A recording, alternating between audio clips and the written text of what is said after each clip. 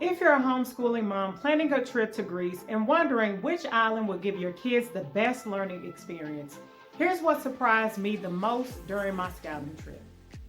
Hi, I'm Latoya, your homeschool world school trip scout, helping professional moms turn travel into meaningful learning. I visited Athens, Mykonos, and Santorini, and each one teaches kids something completely different. Let me break down what each island is best for and which one I'd choose first for a world schooling adventure.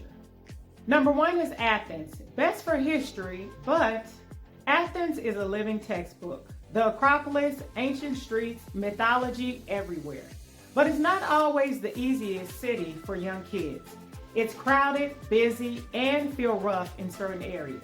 So if you want deep historical learning, Athens is incredible, but for younger kids or sensory sensitive kids, you may want to start somewhere calmer.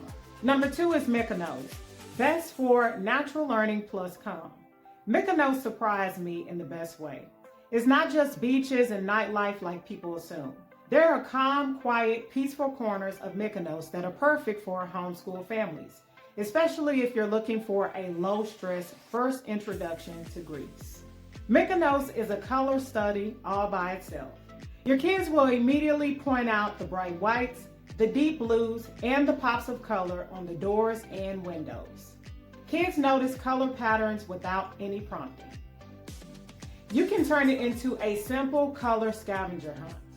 It's a fun way to introduce Greek cultural color meanings. Younger kids learn through visual repetition and contrast. Colors become an easy hands-on learning tool, no prep required. The textures in Mykonos are incredible for sensory-based learning. Smooth white walls, rough stone pathways, wooden doors, worn steps, pebbles near the water. Kids learn through touch. Mykonos gives you endless textures to explore safely. And this is where Greece becomes the geography lesson without you ever opening a map. Because when kids move through a place like Mykonos, they start understanding geography intuitively. They notice coastlines, distances, when and how the island is shaped, simply by being there. Because Mykonos is small and walkable, kids intuitively understand island shapes, coastlines, wind direction, how cliffs and beaches form, how towns are built close together, why streets are narrow to block wind. It's learning through being in the landscape. Kids make connections so quickly because they're seeing it, not reading it. One of the best parts of Mykonos for homeschool moms is how gentle the environment feels.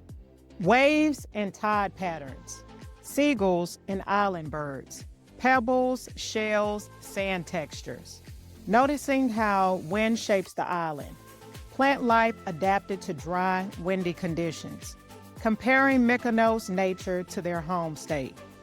This is the slow, easy type of learning that sticks because kids are relaxed and present. If you want a smooth, low-stress introduction to Greece, Mykonos is a great starting point. It's calm, safe, walkable, sensory-friendly, and full of natural learning moments. You don't have to plan anything. The island does the teaching for you.